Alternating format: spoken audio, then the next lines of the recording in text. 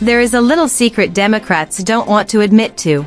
It was old-school Reagan Democrats that made Donald Trump president in 2016. On election night 2016, the blue wall was surprisingly breached.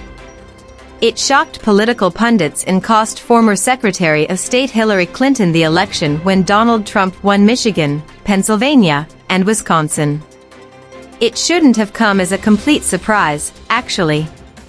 Clinton, who has blamed nearly everything for her loss, simply ran a bad campaign in those states. She expected the voters across the blue wall to support her and didn't see that any would become the crucial battlegrounds to determine the election. Between 1992 and 2012, those 3 states were among the 18 states and the District of Columbia that the Democratic Party consistently won in every presidential election. In fact, George W. Bush became the only Republican elected, twice, during that time by only winning states outside of the blue wall.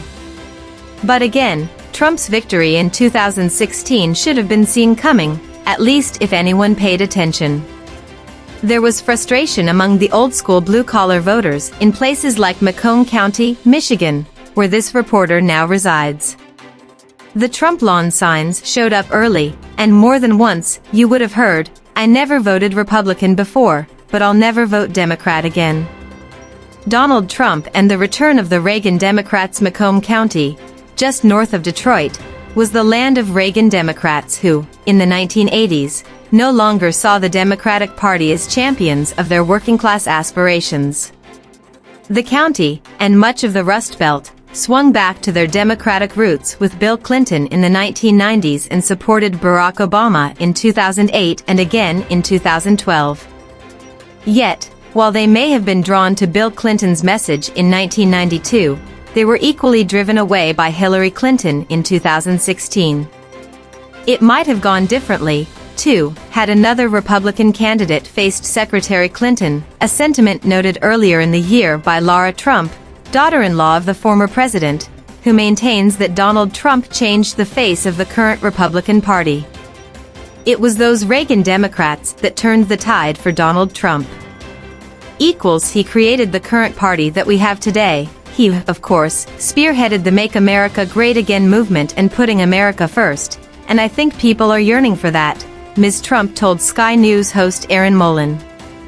They need somebody to come in there who has done this job before, has excelled at that job of leading our country and getting things back on track here in America, Laura Trump added. Enter the Biden Republicans.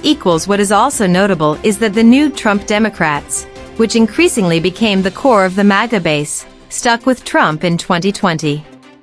At the start of that year, it certainly looked like President Donald Trump would sail to an easy re-election. Then the COVID-19 pandemic, which shut down the country and crashed the economy, upended everything. But even as the country began to recover, Trump's campaign, and MAGA voters, may have missed something.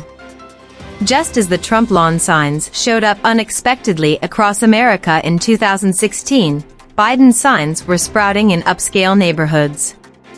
Laura Trump is absolutely right. Her father-in-law changed the face of the GOP, and in the process, drove many suburban white-collar voters to choose Joe Biden over Trump in 2020. This bloc had just as reliably voted Republican for decades, but as Stan Greenberg of Politico magazine noted in 2021, they were driven away by the nativism of Trumpism. It is unclear how those Biden Republicans would vote in 2024, or more importantly, whether the MAGA Republicans would support a GOP candidate that isn't Donald Trump.